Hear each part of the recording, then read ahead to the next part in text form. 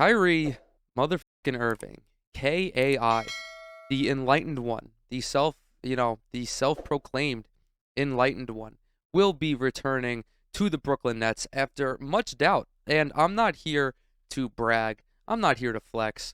I'm not here to gloat. I'm not here to rain on anybody's parade because that's not the kind of person that I am. I am, however, going to talk my because for the last couple of days, the only thing that folks wanted to talk about was Kyrie Irving.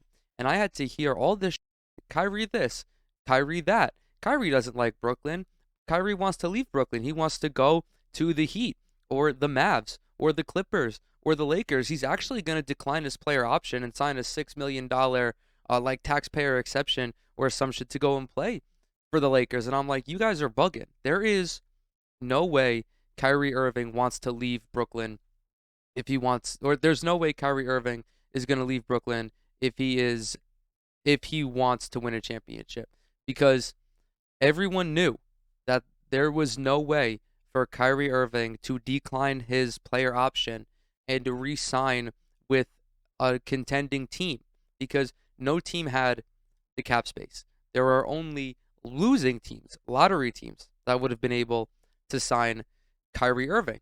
And of course, there was this whole hubbub about all the contract negotiations, and I'm like, we are doing the most hardcore speculation, and Kyrie isn't even close to being near the deadline to pick up his player option. Of course, this was over this past weekend. I'm like, guys, let's just take a break, please. Let's settle down. Let's get back to normalcy and just observe the situation objectively. Twitter was having a full-blown meltdown. It was like the Brooklyn Nets not even weren't signing Kyrie Irving. It was like they were getting dissolved and relocated to Alabama or some shit. It was insane. And the one report that really threw a lot of my fellow Nets fans into a tizzy was the one when I forgot who released the report. I think it was Woj, but he was like, the Nets have given Kyrie Irving permission to go out and take a look at and, assess his trade situation and see if there are any teams that would be down for a sign and trade. And I saw this and I'm thinking to myself, there is no way the Nets would do this if they knew that more than just the Lakers were interested in Kyrie Irving. It didn't make any sense that they're like, yeah, go ahead. Go ahead. Try and find a trade. If you knew that the Lakers, the Clippers, the Heat, the Mavs, all these teams were interested, no, you wouldn't do that. So I thought that report was fishy, although it did come from a credible source. I was like, okay, well, you know, let's see, whatever. I mean, if Kyrie is, entering free agency, getting ready to enter free agency, he's going to do his due diligence, much like the Brooklyn Nets are going to do their due diligence. And then there was that whole clip of him talking to a reporter for Complex, I believe it was, and him not saying that he was going to go back in Brooklyn, go sign back with Brooklyn. He was very non-committal in his response to that question. And again, I'm looking at it and I'm like, he's in a negotiation. He's in a contract negotiation. He has the opportunity to sign a max deal worth, on average, $50 million a year. And he does not want to give up any of that leverage in that negotiation. So why would he say that he wants to stay in Brooklyn? Like, why would he come out and say what his intentions are? Because if he says he wants to stay in Brooklyn, that removes all of the leverage that he has from the situation. Because now, if Brooklyn knows that he has no intention of leaving, they can lowball him, which I don't think they would do, even when they were talking about a shorter term deal, highly incentive based. I'm like, even if he doesn't sign the max, he's still looking at 30, like no less than 30 million a year. Kyrie, I think, would have just re-signed for somewhere around his option, whether it was 35, whether it was 40. He was certainly not getting close to 50. I didn't think that was possible. And then he's also not going to say, oh, nah, Brooklyn, I'm trying to leave, because then he looks bad. This is everything and all of the shit that both of these parties have received. And I've been critical of both parties in their whole conducting of their relationship this year.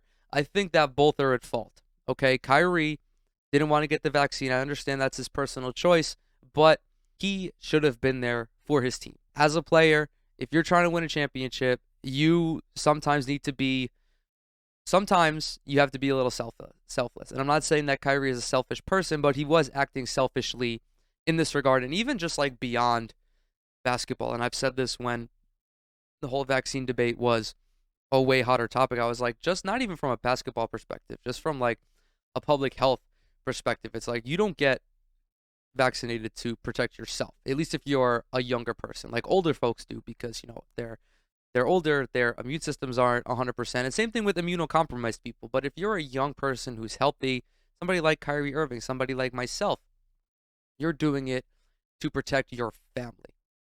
And I made sure to go out of my way that when I was being critical of Kyrie Irving, that I was not trying to portray myself as just like a staunch Kyrie hater, because I think that his intentions are good. I think that he's a very well-intentioned human being. He seems like he has a lot of compassion.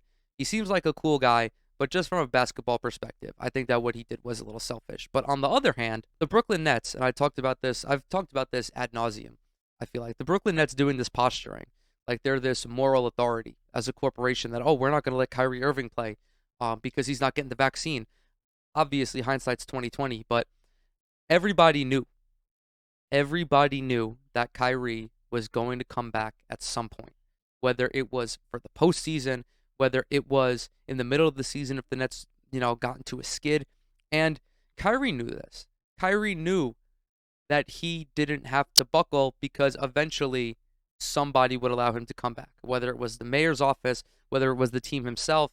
And that's eventually what happened. However, all of that is water under the bridge.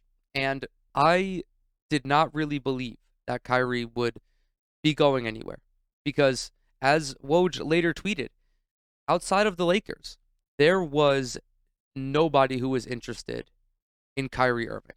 Shams did tweet something a little different, saying that Kyrie bypassed multiple trade offers and, opt-in options to re-sign with Brooklyn. I don't know how truthful that is. It is rather vague. Like, I think that there were teams who approached Kyrie, or that Kyrie's agency approached, and I believe now he's repped by his stepmother or someone in his family. I think he switched agencies recently.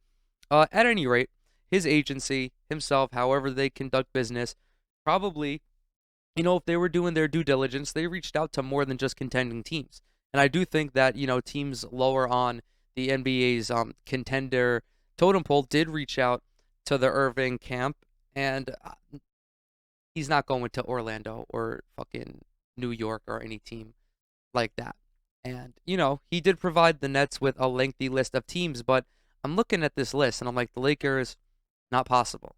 The Clippers, I don't think that's possible. Miami, I didn't think was possible. Dallas did seem like a little bit of a possibility, especially with all of the rumors now swirling around Jalen Brunson.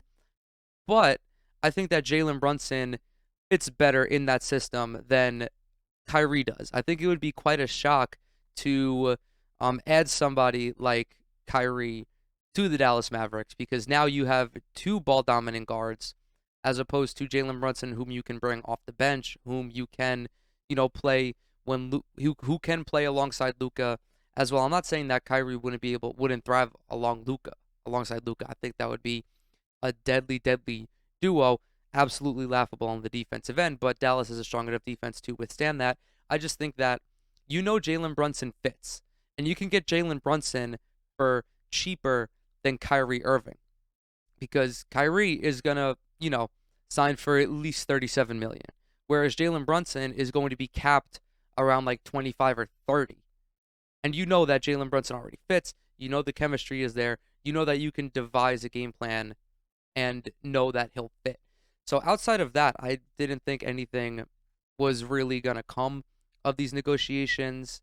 There was a lot of talk about the Lakers, and I did not foresee a world in which the Lakers traded for Kyrie Irving. And not even that, I didn't foresee a world wherein the Nets traded for Russell Westbrook. I get that Kyrie, at least the perception of him by a lot of fans is that he's kind of, when he talks, he gives off this "I'm 14 and this is deep" type vibe, but I don't really think that's how he means to come across. I just think that the perception of him, especially combined with like his kind of goofy views on the earth being flat, which I don't even know if he still believes, and then of course his goofy views on vaccines, but like other than that, he seems like, a rather just like, as I already mentioned, well-intentioned guy. And I think that like veneer, this, you know, this it's really like I don't even really know like why he's so hard to digest for a lot of fans. I think that people feel that he feels he's like super intellectual, but I really don't think he feels that. I think he's just kind of like a crystal mommy, if that makes any sense. Like he's very spiritual. He's very he believes in enlightenment and stuff like this. I just think that his spiritual demeanor kind of gives off a weird vibe to people. But ultimately, at the end of the day, this guy is a fucking incredible basketball player who the Nets would not trade for Russell Westbrook because, hear me out.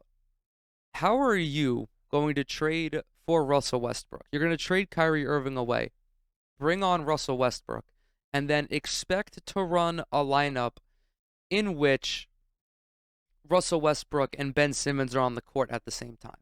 How would you make that happen? How would you be able to trot out two guys, both of whom shoot less than 30% from three? Ben Simmons shoots like 11% from three, and neither of whom are a reliable free throw shooter.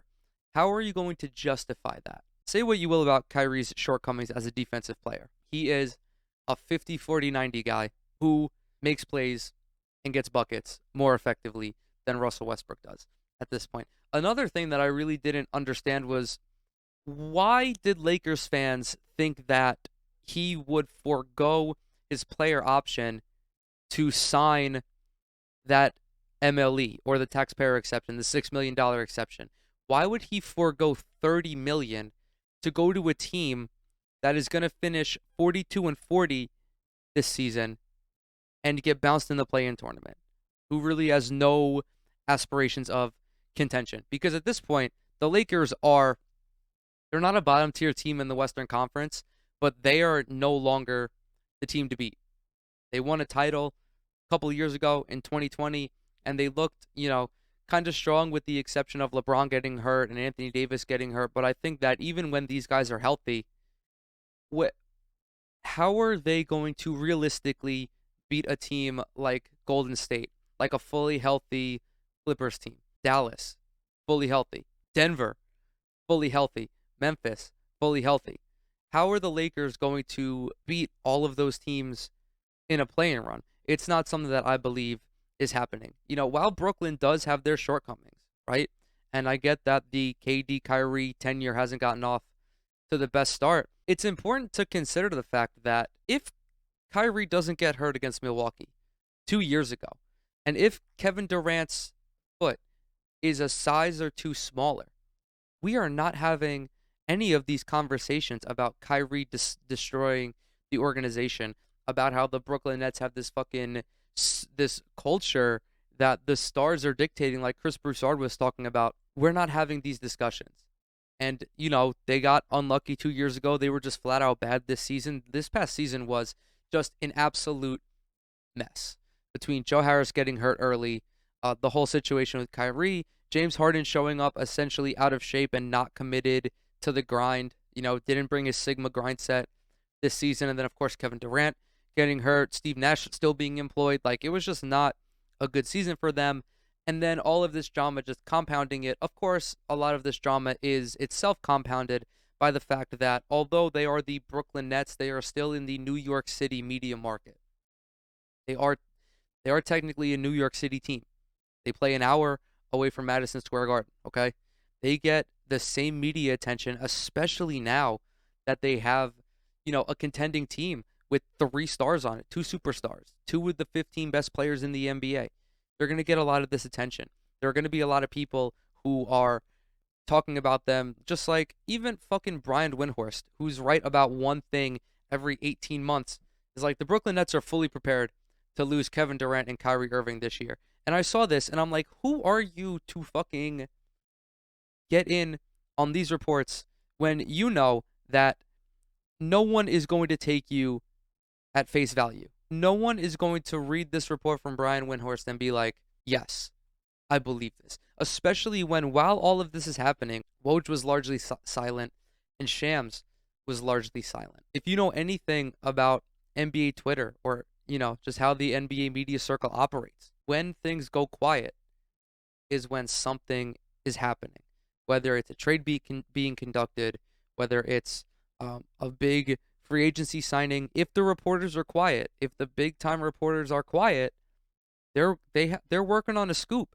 And I can't speak to this, with any certainty, but just like if you're trying to keep your journalistic integrity, and I understand that like journalistic integrity in itself is like a weird phrase to use, but like it does exist, or journalists are out there, and in the real world, in like world news and US news, it is more important, but for a lot of people, like sports news is their real world news. Like they pay attention to this more than they pay attention to like regular news. And I can't say I blame them because because the real world news, at least in the United States, has been a fucking shithole. Has been a fucking it's just a huge mess.